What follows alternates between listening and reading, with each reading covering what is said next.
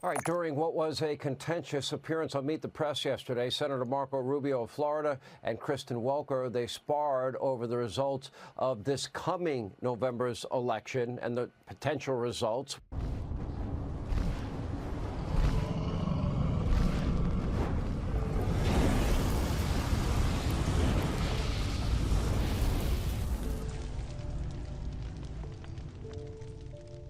It's Rubio!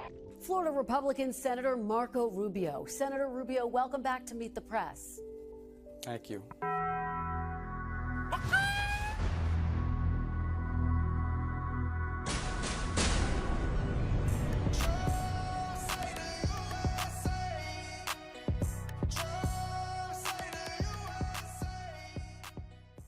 Let me ask it this way. Do you want the job of vice president? Here's what I do know. If Joe Biden is reelected president, the damage to this country, I believe, in some cases will be generational, and if some of it will be irreversible. That's how high the stakes are. I cannot imagine another 4 years under Joe Biden as president, and I will do virtually anything to ensure that Donald Trump wins and that Joe Biden does not, because we can't afford as a nation to have another 4 years like the last 3.5. That is correct. This way, Donald Trump says, quote, he's not signing a national abortion ban. Do you disagree with him on that point? Donald Trump, a candidate for president of the United States, has said that he would support a nationwide ban on abortion rights. This way, Donald Trump says, quote, he's not signing a national abortion ban. Donald Trump has been elusive about his official stance on abortion rights. A recent New York Times article reported that while in private, he's spoken in favor of a 16-week abortion ban. This way, Donald Trump says, quote, he's not signing a national abortion ban. Trump actually said that this is the one reason why he chose that number. Know what I like about 16? It's even. It's 4 months. More and more I'm hearing about 15 weeks, and I haven't decided yet. The number 15 is mentioned. I haven't agreed to any number. I'm going to see. And according to an anonymous source who has direct knowledge of the conversation, Trump actually said that this is the one reason why he chose that number. Know what I like about 16? It's even. It's 4 months. President Donald Trump signals that he would support a national 15-week abortion ban. Trump actually said, know what I like about 16? It's even. Trump weighed in on what he thinks would be an appropriate limit on the procedure, saying that 15 weeks seems to be what most Americans can agree on. It's just, I like that number. It's 4. It's perfect. It's even. It's a perfect number. Former President Donald Trump signals he would support a national 15-week abortion ban. Hit this way, Donald Trump says, quote, he's not signing a national abortion ban. The Republican frontrunner Donald Trump hasn't said whether or not he'd support a national abortion ban. I think you and I know why. Why, man? This 50-year battle over Roe v. Wade took it out of the federal hands and brought it into the hearts, minds, and vote of the people in each state. It was really something. Now it's up to the states to do the right thing. President Biden is taking issue with Donald Trump's announcement that he believes abortion laws should be left to the states. Abortion rights groups expressing distrust, believing Trump still wants a nationwide 15-week abortion ban. He has said point blank he's not signing a national abortion ban. If reelected, Donald Trump has said he's willing to build migrant detention camps and deploy the U.S. military to deport the more than 11 million undocumented immigrants in this country. It would be the largest deportation operation in American history. Do you support that plan? 11 million. That's an outdated. That was the number 10 years ago. We're talking upwards of 20, 25, maybe 30 million. Well, There's been almost 10 million people that have entered this country unlawfully in the last 3 years. To the question, would you support it? The number varies big time. That boy is good. I mean, it's another 9 to 10 million people just in the last 3 years. The answer to your question is yes. We cannot absorb 25, 30 million people who entered this country illegally. They're here illegally. What country on earth would tolerate that? We don't even know who most of these people are. They talk about vetting them with what? They're coming from nations that don't even have document systems in many cases. Yes, we are going to have to do something, unfortunately. We're going to have to do something dramatic to remove people from this country that are here illegally, especially people we know nothing about. But 10 million, 11 million, that was the number 15 years ago. Today, it's upwards of probably 25 to 30 million, maybe more. I don't think it's reasonable to say you're going to round up and deport 11 million people. I don't think it's a plan that works. I don't think that's a realistic policy. So why have you changed your mind now? Because the issue has completely changed. When I said that, and back in 2013, when I was involved in immigration reform, we had 11, 12 million people that had been here for longer than a decade. Now we've had almost that number in the last 3 years alone from all over the world, including people that I believe are terrorists, people that I believe are going to conduct terrorist attacks in this country if given the opportunity, certainly people that were criminals in their home country. This is a completely different, this is not immigration. You asked me about immigration. This is mass migration. That is correct. And this is an invasion of the country.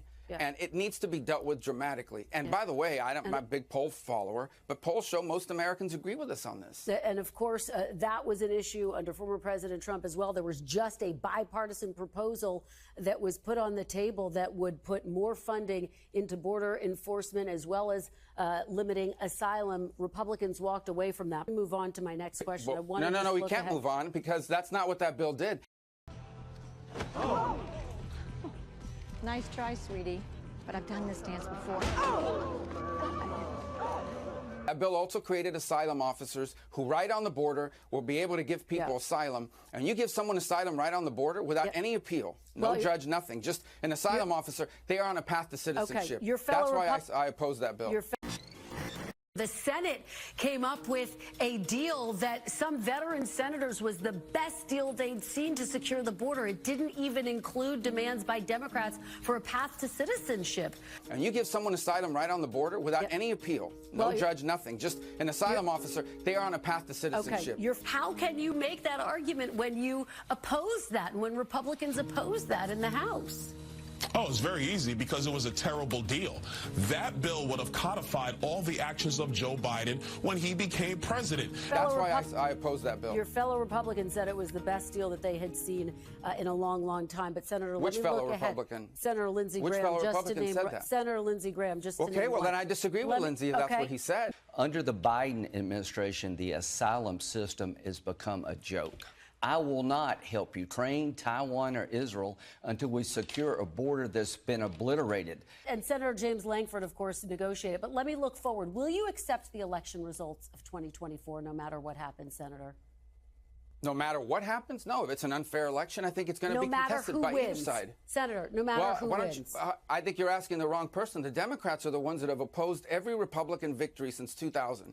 I think he's an illegitimate president that didn't really win. So how do you fight against that in 2020? You are absolutely right. Every single one. It's Hillary Clinton. No Democrat has refused to concede. Hillary Clinton conceded. Senator, will you accept the election results? Hillary Clinton said the election was stolen from her and that Trump was illegitimate. Kamala Harris agreed. Senator, we have Democrats now. Senator, she conceded the election and attended the inauguration. She said that Trump was illegitimate. I believe he knows he's an illegitimate president. You can run the best campaign and you can have the election stolen from you. She said that the election had been stolen. Kamala Harris agreed. By the way, there are Democrats serving in Congress today who in 2004 voted not to certify the Ohio electors because they said those machines have been tampered with. And you have Democrats now saying they won't certify 2024 because Trump is an insurrectionist and ineligible to hold office. So you need to ask them. I think you've had have you ever asked a Democrat this question on your show? I bet you've never asked a Democrat that question. What undermines elections is when NBC News and every major news outlet in America in 2020 censored the Biden laptop story, which turned out to be true, not Russian misinformation, unprecedented. Only you couldn't even talk about it on social media. They would deplatform you. People look at all this. They look at what happened in Arizona, 200,000 ballots that had the signatures didn't match. People will lose confidence, and it opens the door to this. I have to jump in here. Senator, you voted to certify the election. And because at that stage in the process, you have no options. Senator, you voted to certify the election. Nothing has been censored on this program. Hillary Clinton did you guys cover the laptop for Joe Biden in 2020? Absolutely, we covered the laptop. This looks like Russian intelligence. This walks like Russian intelligence. This talks like Russian intelligence. This effort by Rudy Giuliani and the New York Post and Steve Bannon to cook up supposed dirt on Joe Biden looks like a classic Russian playbook disinformation campaign. And the things that Donald Trump and Rudy Giuliani are saying about these arrangements are completely fantasy. They've taken it into another level, and they're harnessing the forces of the U.S. government in a very troubling way, seeking to investigate their political opponents. Hillary you Clinton couldn't even did talk about concede, it in but bottom social line, media. Chris Krebs, the top You couldn't election talk about it in official, social media. said It'd it be was deplatformed. You couldn't even talk about it because you were called. They said it was Russian disinformation. Senator Rubio, voters in many cases didn't even hear about it because it was blacked out by the media. We did cover the election, and just to note that Chris Krebs, who was a top you did Trump cover the election election, official, called it the safest and most secure election in recent history. I spoke a short time ago with Christopher Krebs. I mentioned this before, but I think this is probably going to be the most secure election in the modern era. What Mr. Krebs, and he can speak for himself, but I think his job was keeping the foreigners out of the election. It was the most secure election based on security of the internet and technology. But he never has voiced an opinion. He's welcome to today on whether or not dead people voted. I don't think he examined that. Did he examine non-citizens voting? So to say it was the safest election, sure, I agree with your statement if you're referring to foreign intervention. But if you're saying it's the safest election based on no dead people voted, no non-citizens voted, no people broke the absentee rules, I think that's false, and I think that's what's upset a lot of people on our side. Chris Krebs, who was a top Trump election official, called it the safest and most secure election in recent history.